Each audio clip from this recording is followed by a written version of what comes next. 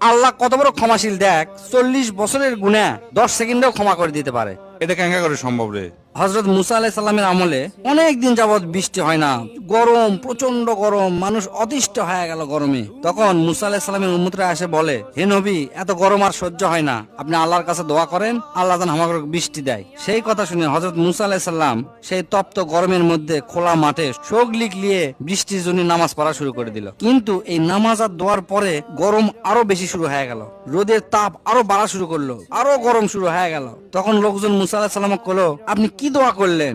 বৃষ্টি তো দূরের কথা, তাপ আরো বেড়ে গেল। তখন মুসা আলাইহিস সালাম আল্লাহ কলো, হে আল্লাহ, তুমি তোমার বৃষ্টি না দে আরো গরম বেড়ে দিলা, ঘটনা কি? আল্লাহর পক্ষ থেকে তখন জবাব আসলো, তুমি যত মানুষকে নামাজ পড়ছো তার মধ্যে একজন ব্যক্তি আছে যে 40 বছর যাবত আমার নাফরমানি করছে, দুনিয়ার এমন কোন পাপ কাজ নাই তাই করেনি, ঠিক ওই লোকের জন্য তোমার দোয়া আমি কবুল করে পারছি না। এই কথা শুনে মুসা আলাইহিস সালাম সবার উদ্দেশ্যে কলো, এই জামায়াতের মধ্যে একজন ব্যক্তি 40 বছর যাবত আল্লাহর সাথে নাফরমানি করছে, সমস্ত হারাম কাজ সে করছে, এই জন্য আল্লাহ আমাকে দোয়া কবুল করেনি। আমি তার কাছে সকলের জন্য অনুরোধ করেছি, সেই লোকটা যেন এই জামায়াত থেকে বের হয়ে যায়। ঠিক তখনই যে লোক এই 40 বছর যাবত গুনাহ করছে তাই বুঝবার পারছে, তাই এখন চিন্তা করছে, ইয়া আল্লাহ, 40 বছর যাবত আমি গুনাহ করছি, তুমি গোপন রাখছো, কেউ সে কথা জানে না, আর আজ তুমি আমার মান সম্মান নষ্ট করবা, আমি এর থেকে বার হয়ে গেলে তো সকলে আমাকে চিনে ফেলবি যে আমি এত বড় খারাপ কাম করছি। ইয়া আল্লাহ, 40 বছর যেহেতু আমার গুনাহ তুমি গোপন রাখছো, আজগাও গোপন রাখে তুমি আমাকে ক্ষমা করে দাও, আমি আর ইনকা পাপ কাজ জীবনেও করবো না।